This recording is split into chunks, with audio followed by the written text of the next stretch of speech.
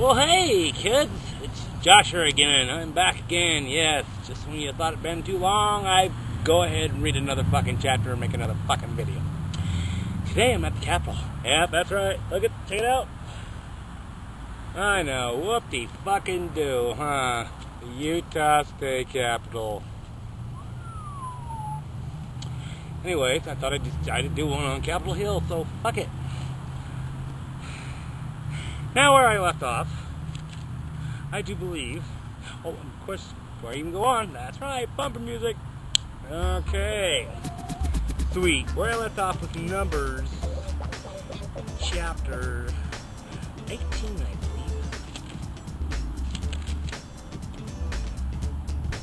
believe.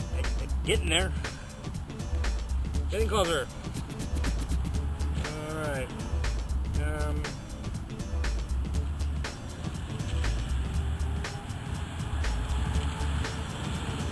No! It was chapter 19! Alright. Yeah, I know. I need a fucking bookmark. Fuck off already. Okay. Let's read.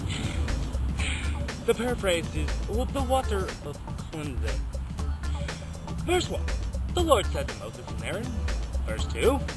This is a requirement of the law that the Lord has commanded. Tell the Israelites to bring you a red heifer without defect or blemish, and that has never been under a yoke. Can you tell if the heifer has Parkinson's? Did they have that technology back then? I guess that didn't count. Verse 3, give it to Eleazar the priest. It is to be taken outside the camp and slaughtered in his presence. Eleazar, yo, dude, you gotta see this. We're going to kill this motherfucker. Kill him dead. He's gotta be present. I guess. He's gotta confirm. He's dead, dude. He's definitely dead. Verse 4. Then Eleazar the priest is to take some of the blood on his finger and sprinkle it 7 times. Ew! Toward the front of the tent of meeting. Well, that's not very fucking sanitary. Ew! Alright, verse 5. While he watches the heifer to be burned. While he watches the heifers to be burned, its hide, flesh, blood, and offal. What the fuck is an offal? Is that what they called an udder back then? Or is that just another fancy way of saying dick in biblical times? Cow dick! Verse 6.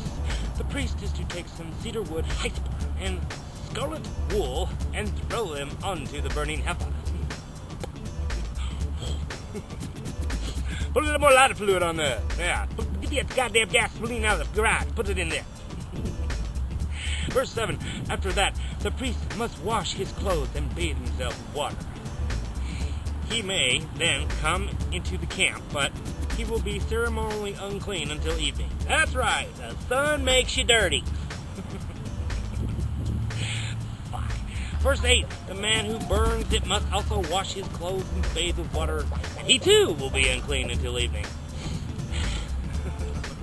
Well, at least they have company. Verse 9, a man who is clean shall gather up the ashes of the heifer and put them in a ceremonially clean place outside the camp.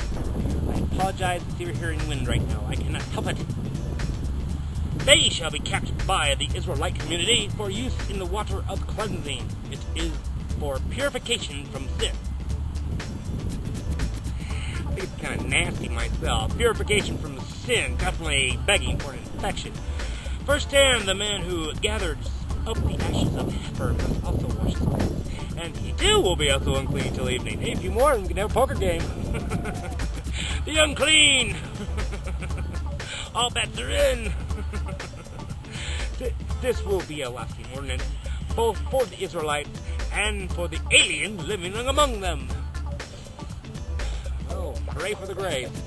Verse 11, whoever touches the dead body of anyone will be unclean for 7 days. Once again, it's gotta be really shitty to be a mortician back then. You're just dirty all the time. Verse 12, he must purify himself with the water on the 3rd day and on the 7th day. Then he will be clean. But if he does not purify himself on the 3rd and 7th day, he will not be clean. You're fucked, dude. Do it then, or don't do it at all. You'll just be dirty, man. You're a dirty, dirty rat. Dirty, dirty rat. Verse 13. Whoever touches the dead body of anyone and fails to purify himself defiles the Lord's tabernacle. Fine. He's like rubbed his cack and mouth up against the tabernacle. That person must be cut off from Israel, because the water of cleansing has not been sprinkled on him.